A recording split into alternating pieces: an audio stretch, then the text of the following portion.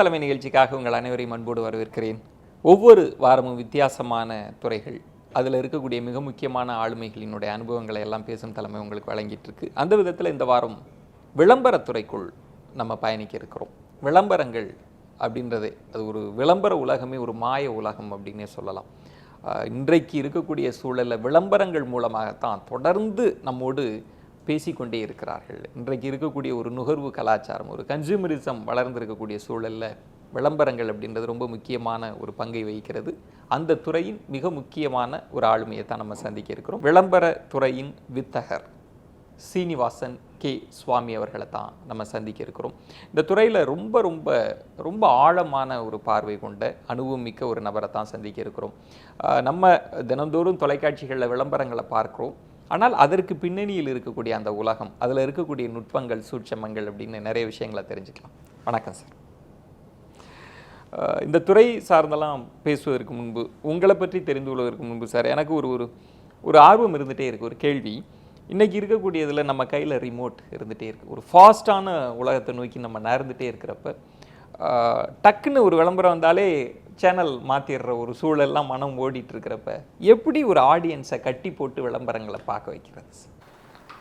ஒரு நல்ல செய்தி என்னன்னாக்க, உங்களை மாதிரி ஆளும் கொஸ்டாக இருக்காங்க. இப்போது விளம்பரம் பார்க்கறதுக்கு நிறைய பேர் இருக்காங்க. ஏன்னா இந்த ப்ரோக்ராமோட சம்டைம்ஸ் விளம்பரம் நல்லா இருக்குது. இப்போது having said that,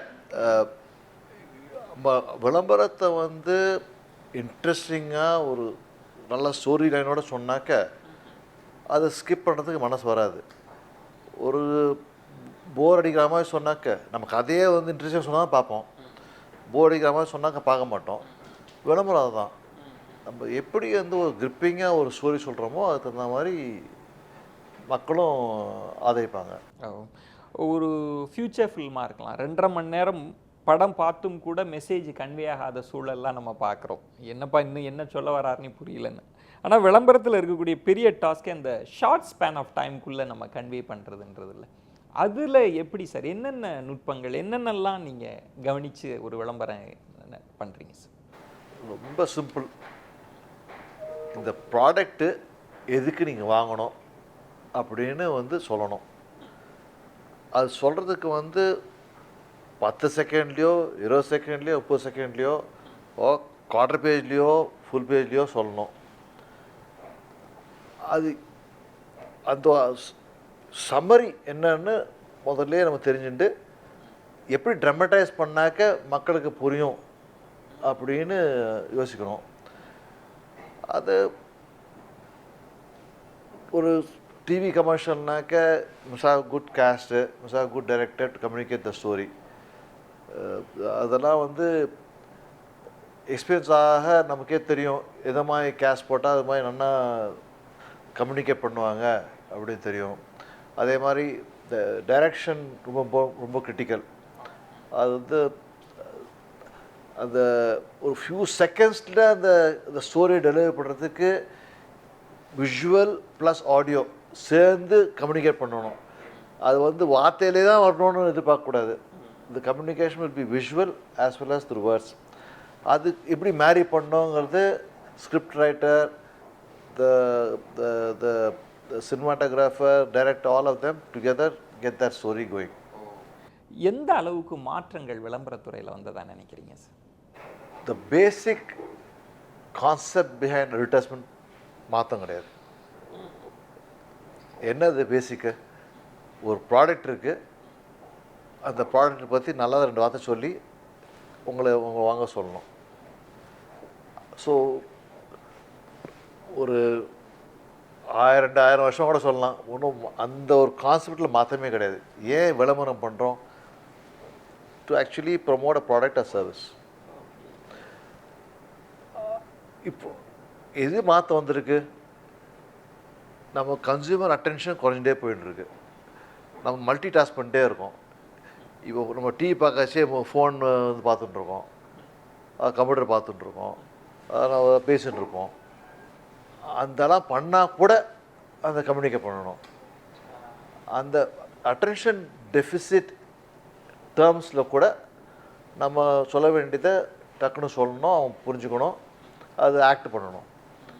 அதனால் ஒரு இந்த சேலஞ்சுக்கு தகுந்த மாதிரி இந்த இந்த நாலு இந்த இந்த டுடேஸ் ஜென்ரேஷன்ஸ் சேலஞ்ச் தகுந்த மாதிரி நம்ம கம்யூனிகேட் பண்ணணும். அதான் difference. Otherwise the concept behind advertising has not change. ஆடில் வந்து ரொம்ப உங்களுக்கே ஒரு பிரமிப்பு, ஒரு ஒரு கன்சியூமராக பார்த்து எந்த ஒரு ஆட் அப்படின்னா எதை சொல்வீங்க சார்? அல்லது அப்பா காலத்துலேருந்து உங்களுக்கு பிடிச்ச அந்த இதில் சொல்லலாம். இல்லை, நிறைய கமர்ஷியல் இருக்குது. நான் வந்து ஸ்பெசிஃபிக்காக ஒன்றும் இதுன்னு சொல்ல வேண்டாம். பிகாஸ் நம்ம ஒருத்தர் சொன்னால் ஒன்றுத்தர் விட்டாம இருக்கும்.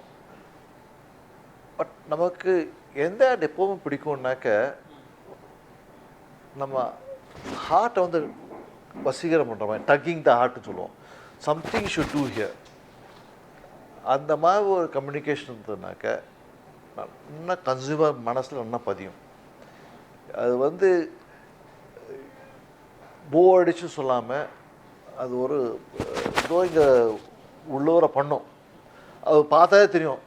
ஆனால் தான் சினிமா பண்ணுறச்ச கூட உங்களுக்கு சில சினிமா எல்லா இன்க்ரீடியன்ஸ்லாம் இருக்கும், அந்த மேஜிக் இருக்காது, ஃப்ளாப் ஆகிடும். அதே மாதிரி டிவி கமர்ஷியல்லையும் வந்து அந்த எல்லா இன்க்ரீடியன்ஸ் போட்டால் கூட அந்த மசாலா ஸ்மெல் வராது. இப்போது ஒரு ஃபில்ம் எடுக்கிறோம், அது 100 நாள் போகுது, நிறைய கூட்டம் இருக்குது அப்படின்றப்ப இது சக்ஸஸ் ஆன ஃபில்ம் அல்லது இது ஃப்ளாப் ஆகிடுச்சு, ஃபெயிலியர் ஃபில்ம் அப்படின்னு சொல்கிறது மாதிரி விளம்பரங்களில் அதை யார் டிசைட் பண்ணுவா சார்? இது சக்ஸஸ், இந்த விளம்பரம் ஓகே அப்படின்றத யார் டிசைட் பண்ணுறாது? நிறைய டெஸ்ட் பண்ணுறாங்க. விளம்பரம் போகிறதுக்கு முன்னாடி டெஸ்ட் பண்ணுறோம், ஓடுறச்சே டெஸ்ட் பண்ணுறோம், ஓடி இந்த கேம்பை முடிஞ்சவொடனே டெஸ்ட் பண்ணுறோம். அது வந்து எப்படி மக்களுக்கு பதியறதுன்னு மனசில் அது வந்து இந்த ஃப்ளாப் பண்ணாக்க டெஃபினட்டாக தெரிஞ்சிடும், ஒரு 10 நாள்லேயே தெரிஞ்சிடும். அது ரொம்ப இழுக்க வேண்டாம். கன்சியூமர் ஃபீட்பேக் வந்துடும், மார்க்கெட்லேருந்து ஃபீட்பேக் வந்துடும், இது இது செய்ய போகலன்னு வரும், நன்னா போகுதுன்னு வரும். ஒரு ஃபிலிம் பார்க்குறோம், தேட்டரோடையே நம்ம முடிகிறோம், சந்தோஷம் துக்கம் தேட்டரோடையே முடிச்சுட்டு வெளியில் வரும். ஆனால் ஆடுக்கு இருக்கக்கூடிய டாஸ்க்ன்றது அதுக்கப்புறம் அவனை புல் பண்ணி கன்சியூமராக அவனை மாற்றி அந்த ப்ராடக்டை வாங்க வைக்கிறது இல்லை. அதில் இங்கே இருக்கக்கூடிய சைக்கு, ஏன்னா பெண்கள் நிறைய கேட்ஜெட்ஸ் பெண்கள் சார்ந்து வருது, middle class upper middle class இப்படிலாம் வரப்போ அந்த சைக்கோட பேசுகிற அந்த நுட்பம் இருக்குங்களா ஆடுக்குள்ளே? அவங்களோட உளவியலோடு பேசுகிற ஒரு விஷயம் இருக்குங்க. அதான் சொன்ன மேஜிக், நம்ம அந்த ஹார்ட் டக்கிங் மேஜிக் வேணும் கம்யூனிகேஷனில். அது வந்துன்னா டெஃபினட்டாக வந்து அவங்களுக்கு ஒரு அஃபினிட்டி வரும் ப்ராடக்ட் மேலே. இன்றைக்கி வாங்கட்டாலும் நாளைக்கு இன்னும் ஃபேவரபுளாக பார்ப்பாங்க அந்த ப்ராடக்டை. நம்ம அல்டர்ஸ் பார்க்கச்சே உடனே ஓடி போய் சாமான் வாங்கணும்னு தோண போகிறதில்ல, ஏன்னா நமக்கு சாமான் தேவை இருக்காது. ஆனால் வந்து ஒரு நல்ல இம்ப்ரெஷன் க்ரியேட் பண்ணாக்க எப்போ ஒன்றும் வாங்கிப்போம்.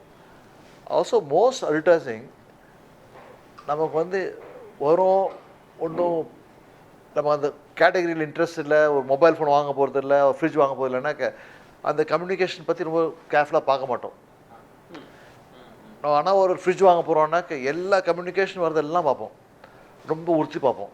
டிவியில் வந்தாலும் பார்ப்போம், பேப்பர் வந்தாலும் பார்ப்போம், இங்கே வந்தாலும் கேட்டில் ஒருத்தம் பார்ப்போம், தான் வாங்க போகிறோம். அது இல்லைனாக்க மோர் இன்ஃபர்மேஷன் வரும், அப்படி போயிட்டுருக்கோம், தலைக்கு மேலே போவோம், அப்சார்ப் ஆகாது, அப்படி போய்ட்டுருக்கோம். பொதுவாக தமிழர்கள் வந்து அல்லது தமிழ் வீட்டில் இருக்கக்கூடிய பெண்கள் எதுக்கு ரொம்ப முக்கியத்துவம்? ஒரு ஆடை பார்த்தோன்னே அதில் உள்ள காஸ்டிங்கை பார்த்துட்டு ஓகே நம்ம வாங்கணும்னு நினைக்கிறாங்களா, அல்லது அந்த ப்ராடக்டோட குவாலிட்டியை பார்த்து வாங்கணும்னு நினைக்கிறாங்களா, அல்லது ஒரு ஓவரால் ஆட் ஏற்படுற இம்பேக்டை பார்த்துட்டு போய் அந்த ஒரு நியூ ப்ராடக்டை வாங்கணும்னு நினைக்கிறாங்களா சார்? ஓகே, ஒரு ப்ராடக்ட் வாங்குறது ரொம்ப காம்ப்ளிகேட்டட் மெத்தட். முதல்ல வந்து நமக்கு அந்த ப்ராடக்ட் தேவையாக இருக்கணும். அசூமி தேவை இருக்குன்னாக்க அந்த அந்த ப்ராடக்டோட பேக்கேஜிங்கு அதோட இன்க்ரீடியன்ஸ்லாம் கொஞ்சம் யூஸ்ஃபுல்லாக இருக்கான்னு தெரியணும் உங்களுக்கு. நம்ம கேட்குற ப்ரைஸில் கிடைக்கிறதா பார்க்கணும். Product price place can be ignored, promotion comes last. இங்கே நீங்கள் ஒரு ஆட் எடுக்கிறீங்கன்னா இப்போ இன்டர்நேஷ்னல் ஸ்டாண்டர்ட்ன்றது நான் ஒரு ஃபில்ம் மேக்கிங்லேயே பார்க்குறோம், அவங்க நம்மளை தாண்டி எவ்வளவோ தூரம் அஹெடாக இருக்கிறப்ப ஆடில் வந்து கார்ப்பரேட்ஸை நீங்கள் டீல் பண்ணுறப்ப எப்படி சார், எப்படி உணர்றீங்க? அவங்க முழு திருப்தியோடுங்க அவங்களுக்கு பண்ணி தர முடியுதா? அந்த ஸ்டாண்டர்டில் நம்ம இருக்கோமா? நம்ம ஸ்டாண்டர்டு உலக ரீதியாக பார்த்தாக்க ஒரு கொஸ்டினும் கிடையாது, நல்லா தான் இருக்குது. ஓகே, அமெரிக்காவில் பண்ணுற கமர்ஷியல் வந்து அந்த கன்சூமருக்கு எப்படி பண்ணோம் பண்ணிட்டு இருக்கான். அங்கே இருக்க கமர்ஷியல் இங்கே ஓட்டினா உருப்படாது, இங்கே இருக்க கமர்ஷியல் அங்கே ஓட்ட உருப்படாது. ஸோ நம்ம கமர்ஷியல் ஒன்றும் தப்பே கிடையாது, அழகாக தான் இருக்குது, மக்களமாக இருக்குது. ஓ கிரேட் சார். இன்னும் நிறைய விஷயங்கள் தெரிஞ்சுக்கலாம். ஒரு சின்ன பிரேக் எடுத்துக்கிறேன் சார். விளம்பர உலகின் வித்தகரோடு தான் நம்ம பேசிகிட்டு இருக்கோம். நான் முன்பே சொன்னது மாதிரி நீங்கள் இன்றைக்கி நம்மை சுற்றி விளம்பரங்கள் தான் இருந்துகிட்டே இருக்கிறது. நம்ம அதிகமாக உறவுகளோடு பேசுகிறோமோ இல்லையோ, விளம்பரங்கள் நம்மோடு பேசிக்கொண்டே இருக்கிறது. நம்ம கடைக்கு அழைத்து செல்வதாகட்டும், நம்மளுடைய வாழ்க்கை எக்ஸ்பெண்டிச்சரை தீர்மானிக்கிறதா இருக்கட்டும், அதில் அட்வர்டைஸ்மெண்ட்டுக்கு ஒரு பெரிய ரோல் இருக்குது. இதில் ஒரு ஜாம்பவானாக இருக்கக்கூடியவரோடு தான் பேசிகிட்டு இருக்கோம். இவரினுடைய வாழ்க்கை இந்த உலகத்தில், இந்த விளம்பர உலகத்திற்குள் ஒவ்வொரு படியாக இவர் எப்படி வந்தார், அதை தாண்டி இவருடைய தந்தையாரினுடைய பங்களிப்பு அப்படின்னு நிறைய விஷயங்கள் பேச வேண்டியிருக்கு. ஒரு சிறிய விளம்பர இடைவேளைக்கு பிறகு பொறுத்து.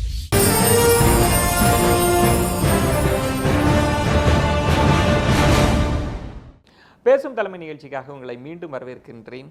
விளம்பர உலகின் வித்தகரோடு தான் பேசும் தலைமை பயணிச்சிட்டு இருக்கு. அது ஏற்படுத்தி இருக்கக்கூடிய தாக்கங்கள் அப்படின்ற இடத்துல தான் இந்த துறையினுடைய முக்கியத்துவத்தை உணர்ந்து பேசும் தலைமை அதில் பயணிச்சிட்டு இருக்கு. நம்ம தொடர்ந்து பேசலாம். சார், நான் முதல்ல ஜென்ரிக்காக இந்த துறை எப்படி செயல்படுது அப்படின்றது தான் ஃபர்ஸ்ட் செக்மெண்ட்டில் பேசினேன். ஆனால் அதை தாண்டி உங்களுடைய பங்களிப்பு, உங்களுடைய தந்தையினுடைய பங்களிப்பு அப்படின்னு நிறைய விஷயங்கள் பேசணும். மிஸ்டர் ஆர்கே சுவாமி அப்படின்னா விளம்பர உலகத்தில் அவர் எந்த அளவுக்கு ஆளுமை புரிந்தியவர் அப்படின்னு நிறைய பேருக்கு தெரியும். அப்பாவை பற்றி உங்களுடைய நினைவுகள் சொல்லணும், அதுவும் இந்த துறை சார்ந்த அவருடைய பங்களிப்பை பற்றி சொல்லணும் சார். ஒரு 30 வருஷம் அப்பா வந்து இன்னொரு கம்பெனியில் வேலை செஞ்சுட்டு இருந்தார், ஜே வாட்டர் தாம்சன். அவர் 50 வயசாக இருக்கும், 30 வருஷத்தில் ஒர்க் பண்ண உடனே. அப்போ தான் வந்து அவரை வந்து மேனேஜிங் டைரக்டர் ஆக்க போகிறது இல்லைன்னு தெரிய வந்தது அந்த கம்பெனியில்.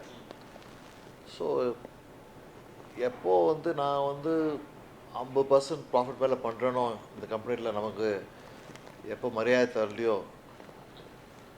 நான் விலகி போகிறேன்னு விலகி வந்தார். அப்போ ஆரம்பித்தார் இந்த கம்பெனி ஆர்கே சுவாமி அட்வர்டைசிங் அசோசியேஷன் பேர் வச்சு. ஃபஸ்ட்டு 5 இயர்ஸ்லேயே ரொம்ப ஃபாஸ்ட் க்ரோத்து. மெட்ராஸில் தான் ஆரம்பித்தோம், அப்புறம் பெங்களூரில் ஆரம்பித்தார், தென் டெல்லி, பாம்பே, கல்கட்டா, கொஞ்சம் ஆகஸ்ட் ஹைதராபாத். சவுத்துலேருந்து அவ்வளோ ஃபாஸ்ட்டாக விறுவிறுப்பாக க்ரோ ஆன கம்பெனின்னு பார்த்தாக்கா நம்ம கம்பெனி தான். அது அவரோட உழைப்பு, சாமர்த்தியம், பீப்புள் யாரெல்லாம் சேர்க்க முடிஞ்சோ அப்பாயின்மெண்ட்றதெல்லாம் பண்ணி நல்லா பண்ணார். நான் அந்த கம்பெனியில் 5 வருஷம் கழிச்சு, கம்பெனி ஆரம்பித்து 5 வருஷம் கழிச்சு சேர்ந்தேன். ஸோ என்னாலையும் கொஞ்சம் என்னெல்லாம் பண்ண முடிஞ்சோ. அப்புறம் நான் ஜூனியர் லெவலில் சேர்ந்தேன், அப்போ அக்கௌண்டிங்ஸுக்கு தான் சேர்ந்தேன். பட்டு நானும் வேகமாக முன்னுக்கு வந்து மெட்ராஸ் ஆஃபீஸ் முதல்ல மேனேஜர் ஆனேன், அதுக்கப்புறம் வந்து சவுத் ஆனேன், அதுக்கப்புறம் ஜேஎம்டி ஆனேன், அப்புறம் எம்டி ஆனேன். அது ஸ்டெப்ஸாக முன்னேறி வந்தோம். அப்பா கட்சி காலத்துலேயே வந்து என்னை எம்டி ஆக்கிட்டார். பிஸ்னஸ் ஒண்டி க்ரோத் இல்லை, அவர் வந்து ஆல் இண்டியா மேனேஜ்மெண்ட் அசோசியேஷனில் பிரசிடென்ட் ஆனார், 3 அட்வர்டைசிங் ஏஜென்சி அசோசியேஷன் ஆஃப் இந்தியாவில் பிரசிடென்ட் ஆனார், ஏபிசியில் சேர்மன், ஆடிட் பியூரோ ஆஃப் சர்க்குலேஷனில் chairman, advertising standards council of இந்தியாவில் chairman. So all the industry பாடிஸில் அவர் வந்து நிறைய டைம் டிவோட் பண்ணி அங்கேயும் நிறைய கான்ட்ரிபியூட் பண்ணியிருக்கார். அப்பாவினுடைய பங்களிப்பு இன்னும் ஒரு மைக்ரோஸ்கோபிக் லென்ஸ் வச்சு பார்க்குறப்ப எப்படி சொல்லுவீங்க, மதிப்பிடுவீங்க சார்? இல்லை, ஐ திங்க் அந்த காலத்துக்கு ஆரம்பித்து க்ரோ ஆன மாதிரி இப்போ யாராவது ஆரம்பித்தோன்னாக்கா it will be a very rare phenomenon to grow a company that fast. So இப்போ ஆரம்பித்தாக்க கொஞ்சம் ஸ்ட்ரெஸ்ஃபுல்லாக தான் இருக்கும். அது மாதிரி டனல்னு க்ரோத் பார்க்குறதுக்கு ஏன்னா revenue model also is different now. So அதனால தான் வந்து ரீசெண்ட் டயத்தில் யாரும் வந்து அவ்வளோ வேகமாக க்ரோ ஆகலை. இதே மாதிரி ட்ரெடிஷ்னல் அட்வர்டைசிங்கில் மற்ற பிஸ்னஸில் க்ரோ ஆகிருப்பான். ஸோ ஸோ நீங்கள் கேட்குற மாதிரி மைக்ரோஸ்கோப் பார்த்தாக்க அந்த காலத்தில் பண்ண முடிஞ்சது.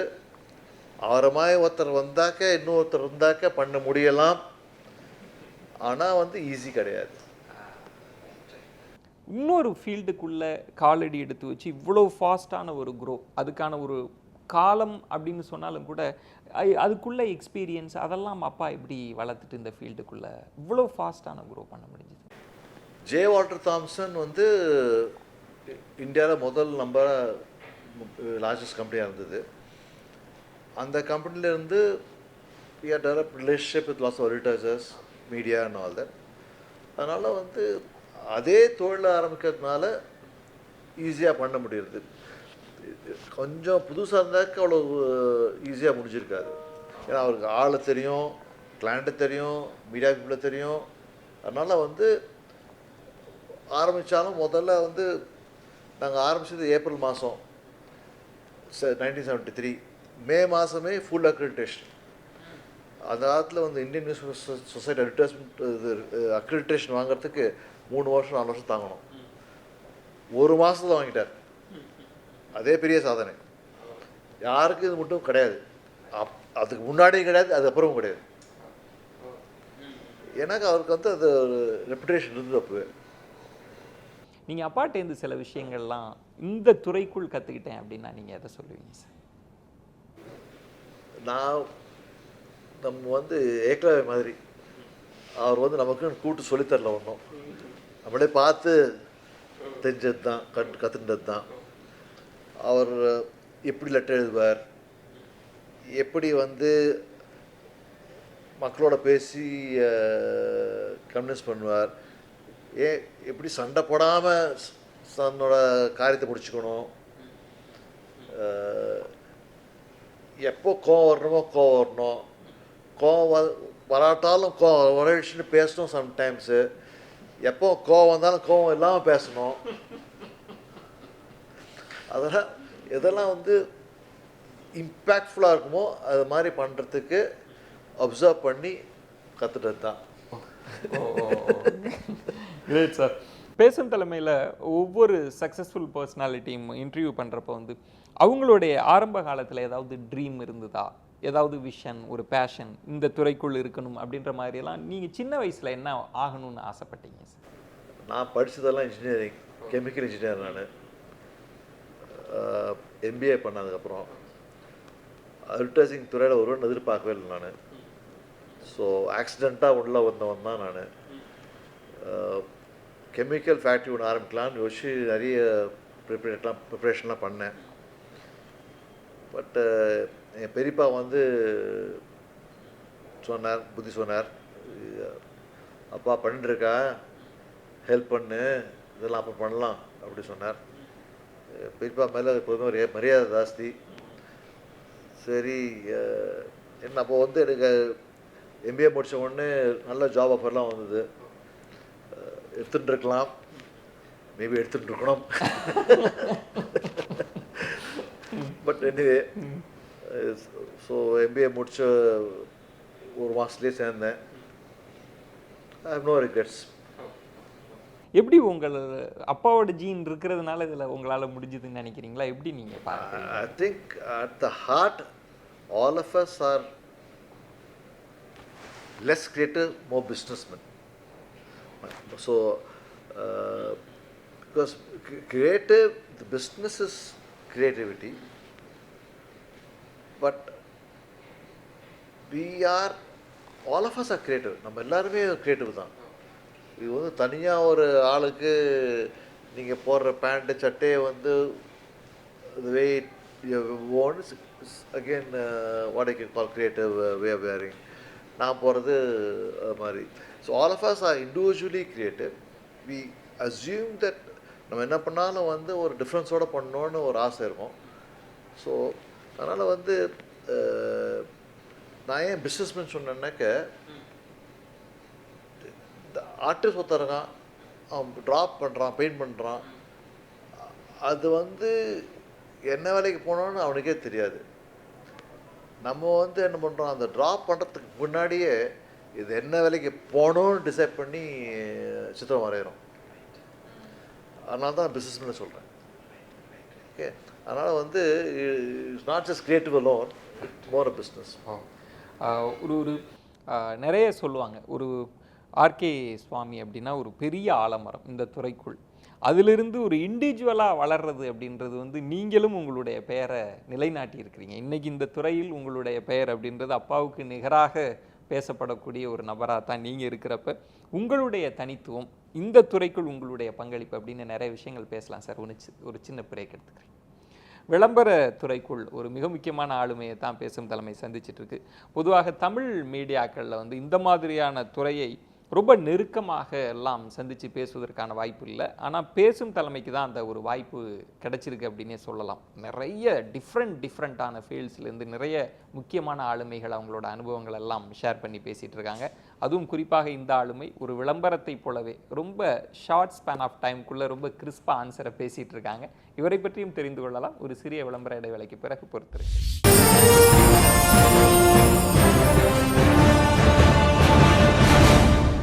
பேசும் தலைமை நிகழ்ச்சிக்காக உங்களை மீண்டும் வரவேற்கின்றேன். விளம்பர துறையின் வித்தகரோடு தான் பேசும் தலைமை பயணிச்சிட்டு இருக்கு. நிறைய விஷயங்கள், சுவாரஸ்யமான விஷயங்கள் இந்த துறை சார்ந்து நம்ம பேசிகிட்டு இருக்கோம். நம்ம தொடர்ந்து பேசலாம்.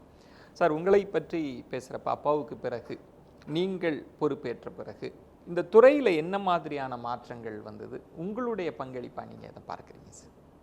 அப்பா தவறி போய் 13 வருஷம் ஆகுது. இப்போ திருப்பி வந்து பார்த்தாருனாக்க இந்த கம்பெனி அவர் ரெக்கக்னைஸ் பண்ண முடியாது. அவ்வளோ மாற்றங்கள் ஆயிருக்கு. ஏன்னா இந்த மாற்றங்கள் ஒன்றுன்னு பண்ணல, இந்த மாற்றங்கள் பண்ணலைன்னாக்க க்ரோத் இருக்காதுன்னு பண்ணுது. அப்பா இருக்கச்சே அட்வர்டைசிங் பிஸ்னஸ்னாக்க இது மாதிரி ஒரு இது லெவலில் கமிஷன் கிடைக்கும், இது மாதிரி ரிலீஸ் பண்ணாக்க பணம் வரும்லாம் இருந்தது. இப்போது வந்து நிறைய பிரிவுகள்லாம் வந்து ஸ்பெஷலைசேஷன்லாம் வந்து அதுக்கு தகுந்த மாதிரி நம்ம ஆர்கனைஸ் பண்ணிக்கணும் பிஸ்னஸை. ஸோ இப்போது செப்பரேட்டாக ஒரு மீடியா ஒரு டிவிஷன், செப்பரேட்டாக ஒரு டிஜிட்டலுக்கு ஒரு டிவிஷன், செப்பரேட்டாக பிஆருக்கு ஒன்று, ஈவெண்ட்ஸ் ஆக்டிவேஷனுக்கு ஒன்று, ஃபார்மஸ்டிக் ஹெல்த் கேர் கம்யூனிகேஷன் ஒன்று, தென் சோஷியல் ரூரல்னு ஒன்று, ஹெச்ஆர் கம்யூனிகேஷன் ஒன்று. ஸோ அது மாதிரி பார்த்தோம்னா இப்போ ஆல்மோஸ்ட் 20 டிஃப்ரெண்ட் வர்டிகல்ஸ். அதனால தான் அப்பா இப்போ வந்து பார்த்தாருன்னா இந்த கம்பெனி வந்து ரொம்ப வித்தியாசமாக தெரியும் அவருக்கு. 13 வருஷம் கழிச்சு வந்தாருன்னா இப்போது உங்களுடைய இந்த துறைக்குள் உங்களுடைய சில விஷயங்கள் நீங்கள் நினச்சி பார்க்குறப்ப உங்களுக்கே சந்தோஷமாக இருக்கும்ல, அந்த மாதிரி செய்த சில விஷயங்கள் சொல்லலாமே. எனவே நம்ம அப்பா இண்டஸ்ட்ரிக்கு எவ்வளோ உழைச்சிருக்காரோ அந்த அளவுக்கு அதுக்கு மீறி கூட சொல்லலாம் நான் உழைக்கிறேன். அப்பா பண்ண ரோல்லாம் வந்துடுத்து. All India management association president, 3 வருஷம் advertising agency association of India, 4 வருஷம் international advertising association India chapter, Madras chamber of commerce industry 2 வருஷம்.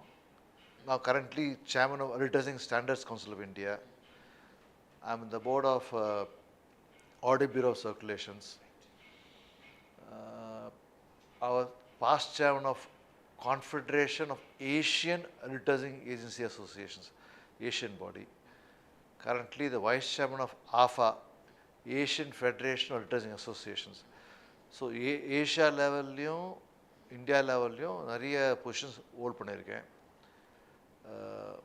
I'll be the first world president from India in his 8-year history. 80 வருஷத்தில் முதலாக ஒருத்தன் வந்து world பிரசிடெண்ட்டாக இருக்க போகிறான்னா நம்ம தான்.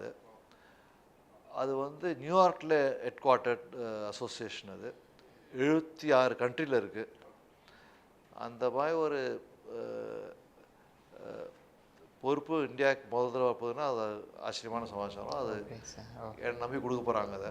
Great great sir. ஸோ நம்ம தள்ள நல்ல அட்சயை போட்டு பேசியாச்சு இப்போ.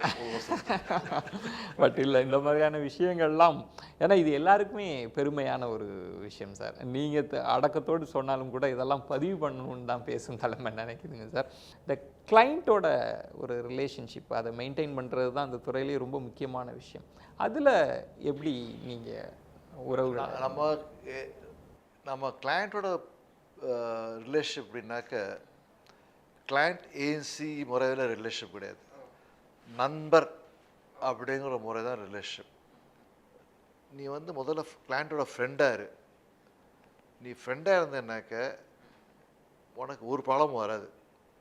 ஏன்னாக்க நீ வந்து தப்பாக அவனை ரெக்கமெண்ட் பண்ண மாட்டோம். ஒன்றும் ஃப்ரெண்ட்டை போய் கணத்தில் குதின்னு சொல்ல மாட்டோம். எது ரைட்டோ அதான் சொல்லி தருவோம். அதே மாதிரி ஃப்ரெண்டு கிளைண்ட் உங்கள் ஃப்ரெண்டாக மதிச்சாருனாக்க உங்கள் மேலே நம்பிக்கையும் இருக்கும், ஏமாற்ற மாட்டேன்னு ஒரு நம்பிக்கையும் வரும். கொடுக்க வேண்டிய பணத்தையும் கரெக்டாக கொடுத்துருவான். நார்மலாக ரொம்ப ஃபார்மலாக ரிலேஷன்ஷிப்னாக்க அவனை வந்து நாளைக்கு வா 2 நாள் கழிச்சு வான்னு இழுக்கடிக்கலாம். அது மாதிரி இல்லாமல் இருக்கிறதுக்கு நண்பராக பழகணும்னு சொல்லிட்டு இருக்கேன். ஸோ அது மாதிரி பழகி எந்த கிளைண்ட் எங்கே போய் இன்னைக்கு நீங்கள் இந்த ஷேரில் இருக்கீங்க, நாளைக்கு வேறு ஷேரில் உட்காடுறீங்க, அந்த ஷேரில் உட்காந்து நம்மளை கூப்பிடுவான். ஏன்னா நம்பராக இருந்தாக்க இவெல்லாம் நம்பலாம் வந்து காம்பிட்டன்ஸ் இருக்குது, கல்ச்சர் இருக்குது, தகுதி இருக்குதுன்னு கூப்பிடுவோம். அது மாதிரி நம்ம க்ரோத்தே வந்து ரெஃபரல் தான். அதனால் அப்படி வரும். பேசும் தலைமையில் சந்திக்கக்கூடிய ஒவ்வொரு சிறப்பு ஆளுமைகளையும் பார்க்குற வியூவர்ஸ் வந்து ஒரு ரோல் மாடல். ஏன்னா அவங்க எல்லாமே அவங்களோட சீக்ரெட் ஆஃப் சக்ஸஸை வந்து தெரிஞ்சுக்கணும்னு விரும்புவாங்க. நிறைய யங்ஸ்டர்ஸ் விரும்புவாங்க. நான் உங்கள்கிட்ட கேட்குறேன் சார், இந்த துறைக்குள்ளேயே நிறைய ஏற்ற இறக்கங்கள், மேடு பள்ளங்கள், அந்த மாதிரியான விஷயங்கள்லாம் கூட இருந்திருக்கலாம். அதெல்லாம் நீங்கள் இப்படி கடந்து உங்களுடைய சீக்ரெட் ஆஃப் சக்ஸஸ்ன்னு எதை சொல்லுவீங்க? எனக்கு சீக்ரெட் ஒரே ஒரு சீக்ரெட் தான். Surround your self with good people. நமக்கு வந்து நம்ம நல்லா சக்ஸஸ் ஆகணும்னாக்க உன்னோட விஷயம் தெரிஞ்சுன்னா சேர்த்துக்கோ. நமக்கு தான் விஷயம் தெரியும் நினச்சிக்காத. Take more people who are more competent than you, success will follow. உன்னோட ஒரு ஆள் எடுத்துனேனாக்க சக்ஸஸ் வராது.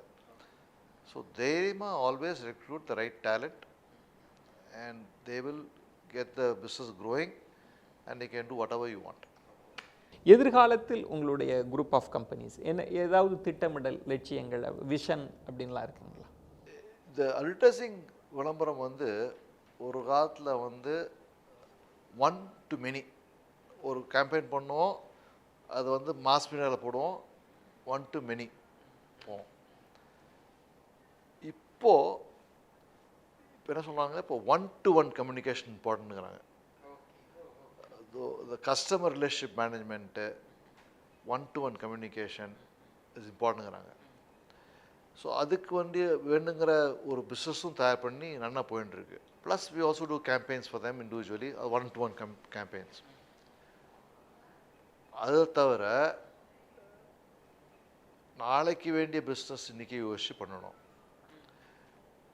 ஏன்னா இப்போது ஓவர் த டாப் அப்படின்னு வந்திருக்கு. That is a new way of communicating, absorbing entertainment and news today. நீங்கள் கேள்விப்பட்டிருக்கீங்க, ஹாட்ஸ்டார்னு ஒரு இருக்குது, ஹூக்குன்னு இருக்குது, அது மாதிரிலாம் பெரிய சேனல்ஸ்லாம் வந்துருக்கு. அது பேர் ஜென்ரலாக ஓவர் த டாப்னு சொல்லிக்கிறாங்க, உங்களுக்கு கண்டிப்பாக தெரிஞ்சிருக்கும். அதை மாதிரி பிஸ்னஸ்க்கும் கொஞ்சம் நிறைய பேருக்கு தெரியாத இந்த பிஸ்னஸில் சீக்கிரம் தெரிஞ்சுட்டு அதுக்கு தகுந்த மாதிரி நம்ம ஆர்கனைசேஷன் க்ரியேட் பண்ணாக்க we can be ready for tomorrow. அமெரிக்காலாம் வந்து இப்போது below the line advertising, above the line advertising சொல்லுவாங்க. அபோவ் த லைன் அட்வர்டைசிங் தான் mass media, what you see in television, print, internet எல்லாம் அபோவ். பிலோ த லைன்ங்கிறது தான் வந்து இந்த 1 to 1 கம்யூனிகேஷன், ஈவெண்ட்ஸு, ஆக்டிவேஷனு, இது ஷாப்பர் மார்க்கெட்டிங், அது வந்து 60% of budgets are going in below the line, only 40% are going above the line. இந்தியாவிலே இப்போ 50-50 வந்துடுது இப்போ பட்ஜெட்லாம். ஸோ எல்லாம் வந்து கன்சியூமரோட டீல் பண்ணோன்னாக்க அபவ் த லைனும் தேவை, பிலோ த லைன் தேவை. ஒரு காலத்தில் வந்து நம்ம அபவ் த லைன் தான் ஃபோக்கஸ் பண்ணிட்டு இருந்தோம். இப்போ அபவ் த லைனும் பிலோ லைனும் ஃபோக்கஸ் பண்ணால் தான் வந்து நம்ம க்ரோத் நல்லா கிடைக்கும். அது மாதிரி பண்ணிட்டுருக்கோம். நிறைய விஷயங்கள் இன்னும் ஒரு சின்ன பிரேக் அப்புறம் தொடர்ந்து பேசலாம் சார். விளம்பரத்துறையின் வித்தகரோடு தான் பேசிகிட்டு இருக்கிறோம். இந்த துறையில் அவருக்கு இருக்கக்கூடிய ஆளுமையின் காரணமாக இந்த துறையில் இருக்கக்கூடிய பல நியூயான்சஸ், நுணுக்கமான விஷயங்கள் பற்றியெல்லாம் நம்ம பேசிகிட்டு இருக்கோம். நமக்கு காணக்கூடிய அது 30 செகண்ட் ஆடுக்கு பின்னாடி இருக்கக்கூடிய இந்த விளம்பர உலகத்திற்கு பின்னாடி இருக்கக்கூடிய பல முக்கியமான விஷயங்கள் பேசிகிட்டு இருக்கோம். நம்ம தொடர்ந்து பேசலாம் ஒரு சிறிய விளம்பர இடைவேளைக்கு பிறகு.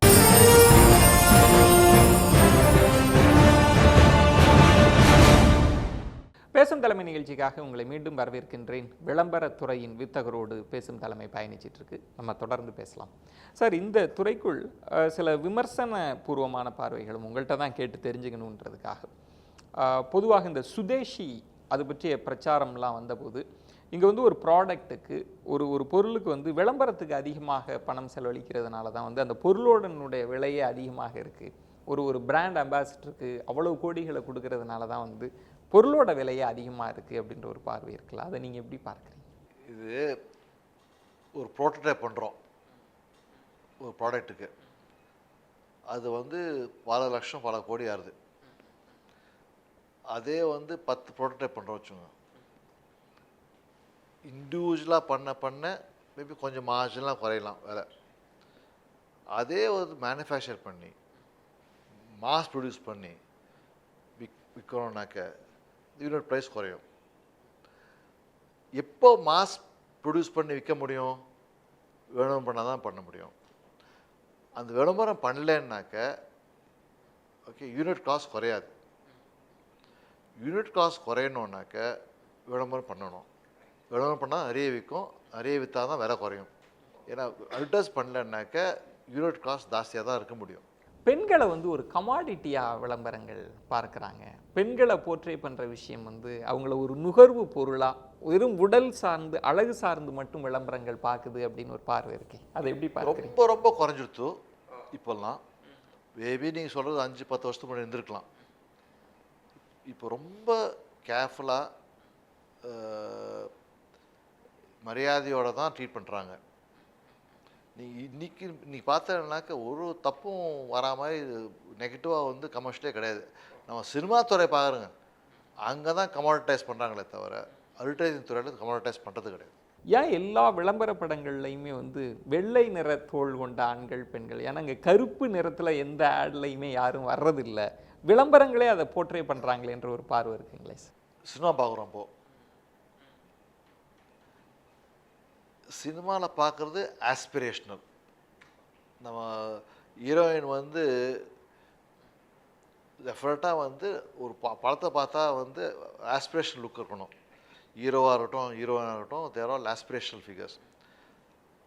கம்யூனிகேஷன் அட்வர்டைசிங்லேயே வந்து miss only generally only show aspirational aspects.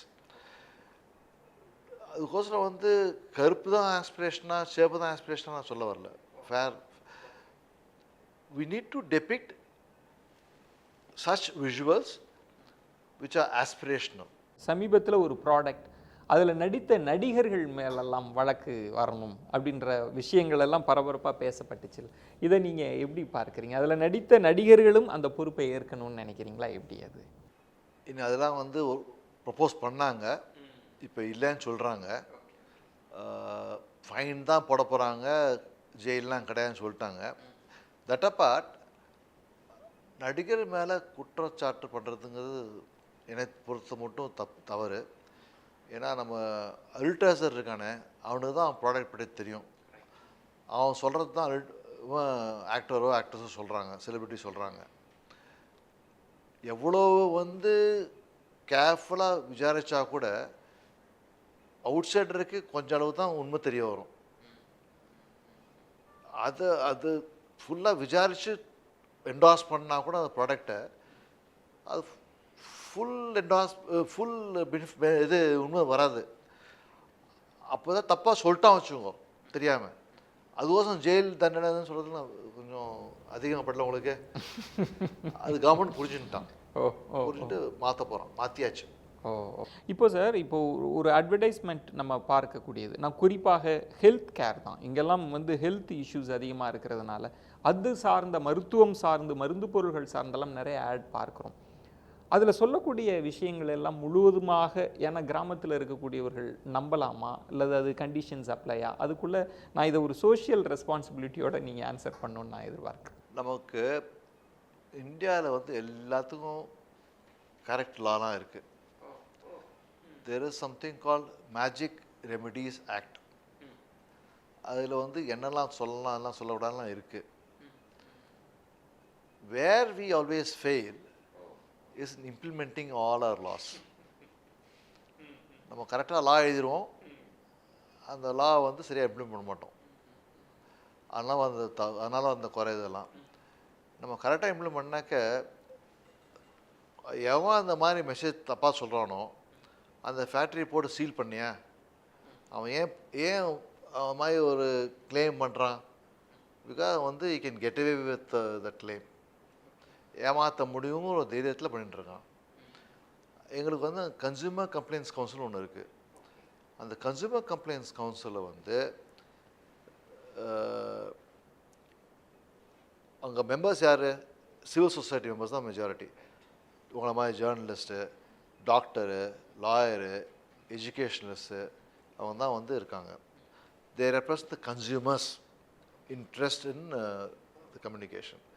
So they will look at the communication and decide whether it's misleading or offending or whatever way, and then they recommend to the advertiser that please stop this ad because this is offending the consumer's interest. So அப்படி பண்ணலையா, we are Ayush Ministry ஒன்று இருக்குது, where some of the products you talked about is under. So ASCI will report Ayush Ministry and they will take action against the offender. அதே மாதிரி FSSA இருக்குது. Food products பற்றி அதை தப்பாக எடுத்துனாக்க will tell FSSA இதை மாதிரி தப்பாக கிளைம் பண்ணியிருக்காங்கப்பா, பார்த்துக்கோ, உன்னோட லாவில் என்ன பண்ணுவோம் பார்த்துக்கோ அவன் மேலே அப்படி காமிச்சு விட்ருவோம். அது தென் அதே மாதிரி டிபார்ட்மெண்ட் கன்சூமர் அஃபேர்ஸ் இருக்குது. ஸோ அங்கேயும் சொல்லுவோம் மாதிரி இருக்குப்பா பார்த்துக்கோன்னு. IMB minister cable television network regulation act ஒன்று இருக்குது. அந்த ஆக்டில் அந்த ரூல்ஸில் ASCII code is incorporated. So எங்கள் ASCII கோடை கான்ட்ரிபியூட் பண்ணி ஒரு கம்யூனிகேஷன் கமர்ஷியல் வந்ததுனாக்க IMB ministry can take action against them. இப்போ என்ன பண்ணியிருக்காங்க, இந்த ரொம்ப கேஸ்லாம் வரதுனால, லீகல் கேஸ் வரதுனால இன்டர் மினிஸ்ட்ரியல் கமிட்டி ஒன்று வச்சுருக்கான் செக்ரட்டரி லெவலில். ஸோ அந்த செக்ரட்டரிஸ்லாம் சேர்ந்து ஆலோசித்து இது இது மேலே வழக்கு எடுக்கலாம், தப்பு ரைட்டுன்னு அவங்க டிசைட் பண்ணுறான். ஸோ நாங்கள் ரெக்கமெண்ட் பண்ணுறதை அவர் தப்பு ரைட் டிசைட் பண்ணி அவர்களுக்கு கம்யூனிகேட் பண்ணுவார். உங்களுடைய குரூப் ஆஃப் கம்பெனிஸ் அதோடு குளோபலாக அதற்கு இருக்கக்கூடிய அந்த கனெக்ஷன்ஸ் அதனுடைய விஸ்தாரமாக அதை பற்றி நீங்கள் சொல்லணும். அட்வர்டைசிங் கம்பெனி அப்பா ஆரம்பிச்ச company now it's part of BBDO world wide. BBDO world வைடுங்கிறது it's again a subsidiary of Omnicom Group Inc., which is a listed public company in US. So we have had this relationship with them for more than 30 years. And relationship is going strong. We have started one more company with them, again doing very well. So we have two companies with the relationship with BBDO, all under Omnicom Group. That apart நாங்களே இண்டிபெண்ட்டாக 2 company யூஎஸில் ஆரம்பித்தோம். ஒரு company வாங்கினா ஒரு company ஆரம்பித்தோம். அன்சா marketing சர்வீசஸ்னு ஒரு company ஆரம்பித்தோம். To talk about to take our services to the US. ஒரு நியூ கான்செப்ட் வச்சுருந்தோம். அது என்னென்னாக்க we can do place people on site, in the country and off site, what we call 3O model. So நல்லா work பண்ணிட்டு அந்த business. அதே மாதிரி we have bought a company called Hansa GCR. It was called GCR. We're calling it Hansa GCR now. It used to be called Gartner Custom Research.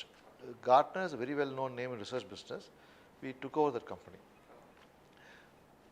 So that is so research, marketing services outside the country. In India, 2 heritage agencies. We have independent of that Hansa Vision, which has got multiple marketing services divisions, events, activations, television production, outdoor, media services, all of those, digital, all of that also is residing in Hansa. That apart, RK Sommelier, we have social marketing, healthcare marketing, human resource marketing, all of that is independently being done there. நிறைய social ஆக்டிவிட்டீஸ்லையுமே வந்து உங்களுடைய குழுமம் ஈடுபட்டிருக்கு. அதை பற்றி பகிர்ந்துக்கணுங்க. 20 வருஷம் காலமாக நான் வந்து ஹிந்து மிஷன் ஹாஸ்பிட்டல்னு ஒரு ஹாஸ்பிட்டல் இருக்குது தாம்பரத்தில். அது 220 பெட்ஸு, டெர்ஷரி கேர் ஹாஸ்பிட்டல்னு சொல்லுவோம். ரொம்ப டெர்ஷரி கேர்னாக்க அட்வான்ஸ் ரெஃபரல் ஹாஸ்பிட்டல். மற்றவங்கலாம் அந்த ஹாஸ்பிட்டல் ரெஃபர் பண்ணுவாங்க patients. We do bypass operation, very complicated spine surgery. We take care of, we do dialysis for 200 rupees per patient, very, very important service. The kidney problem, renal failure வந்தாக்க dialysis பண்ணணும்னு இருக்கும். அது மாதிரி patient ரொம்ப lower price பண்ணுவோம். The FACO emulsification ஒரு method of operation for eye cataract ரிமூவல்லாம், அது நிறைய ஹாஸ்பிட்டல் ஆப்ரேஷன் ஃப்ரீயாக பண்ணுவோம். We have actually rural outreach programme அதெல்லாம் பண்ணுவோம். ஸோ இது மெடிக்கல் பொறுத்த மட்டும் இந்து மிஷன் ஹாஸ்பிட்டல் நல்ல பேர் வாங்கி பப்ளிக் சர்வீஸ் பண்ணிட்டுருக்கு. It's charitable hospital. அது நான் பிரசிடெண்ட்டாக இருக்கேன் ஒரு 15-20 வருஷமாக. அதே மாதிரி வள்ளுவர் குருகுலம் ஒரு ஸ்கூல் இருக்குது, அதுவும் தாம்பரத்தில். 2800 ஸ்டூடெண்ட்ஸ் இருக்காங்க. அந்த ஸ்கூல் வந்து அகெயின் ப்ரைமர்லி ஃபார் கேர்ள்ஸ் இருந்தது, இப்போ பாய்ஸை சேர்த்துருக்கோம். Most children there are first generation. ஏன்னா அப்பா அம்மா வந்து ஸ்கூலுக்கே போனது கிடையாது. அதை மாதிரி பசங்களுக்கு பாடம் சொல்லி கொடுத்து நல்ல மார்க் வாங்கி வச்சு நல்ல ஃபெசிலிட்டிஸ் கொடுத்து நல்ல சிட்டிசன்ஸாக க்ரியேட் பண்ணுறோம் அவங்கள. இப்போ மேலாப்பூர்லேயும் ஒரு ஸ்கூல் இருக்குது, அதில் வைஸ் பிரசிடெண்ட்டாக இருக்கேன். நேஷ்னல் பாய்ஸ் கேர்ள்ஸ் எஜுகேஷன் சொசைட்டின்னு இருக்குது. அது வந்து சிவசாமி கலாலயான்னு ஸ்கூலு, லேடி சிவசாமி கேர்ள்ஸ் ஸ்கூல்னு இருக்குது. அந்த ஸ்கூல்லையும் வந்து closely involved in that, doing something. I do a lot of religious activities. We are involved in many temples support,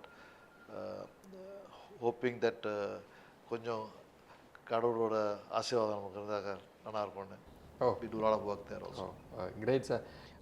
இன்றைக்கி இருக்கக்கூடிய அட்வர்டைஸ்மெண்ட்லாம் பார்க்குறப்ப பணம் இல்லாதவங்களுக்கு ஒரு கில்ட் கான்ஷியஸே, ஐயோ இதெல்லாம் நம்மளால் முடியலையே அப்படின்னு. இதை எப்படி பார்க்குறீங்க? அட்வர்டைஸ்மெண்ட் ரொம்ப நம்மளை நுகர்வு கலாச்சாரம் கன்சியூமரிசத்துக்குள்ளே பிடிச்சி தள்ளுதோன்னு நினைக்கிறீங்களா? இதை எப்படி பார்க்க? நம்ம கண்ட்ரி ரொம்ப பிளெஸ்டு கண்ட்ரி. இது வந்து ஒரு கன்சம்ஷன் சொசைட்டியாக இருந்ததுன்னு வச்சுக்கோங்களேன். வெஸ்டர்ன் வேர்ல்டு மாதிரி சேவிங்ஸே இருக்காது. Even today house hold savings is as high as 35%. நீங்கள் வெஸ்டர்ன் கல்ச்சரில் போனீங்கன்னாக்க ஹவுஸ் ஹோல்ட் சேவிங்ஸ் வார்த்தையே கிடையாது. நெகட்டிவ் பேலன்ஸ்லாம் ஓடிட்டுருக்கோம் கணக்கெலாம், கிரெடிட் கார்டு. ஸோ அந்த மாதிரி நம்ம கல்ச்சரை ஃபாலோ பண்ணானாக்க கேர்ஃபுல்லாக தான் இருப்பாங்க ஒரு நம்பிக்கை. Great sir, great sir. ஒரு நிறைவான ஒரு இன்டர்வியூ. நிறைய இந்த துறை சார்ந்த, ஏன்னா மக்களுக்கு ரொம்ப புரியாத ஒரு துறை, அதற்குள்ளே இருக்கக்கூடிய சின்ன சின்ன நுணுக்கமான விஷயங்களை எல்லாம் கொண்டு போய் சேர்ப்பதற்கான எல்லா அனுபவங்களையும் நீங்கள் தந்தீங்க. நெஞ்சம் நிறைந்த நன்றிகளை தெரிவிச்சுக்கிறேன் சார்.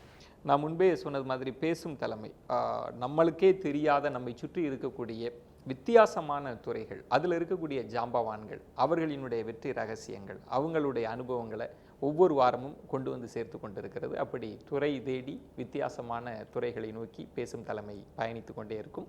அதுவரை உங்களிடமிருந்து விடைபெறுகிறேன். நன்றி, வணக்கம்.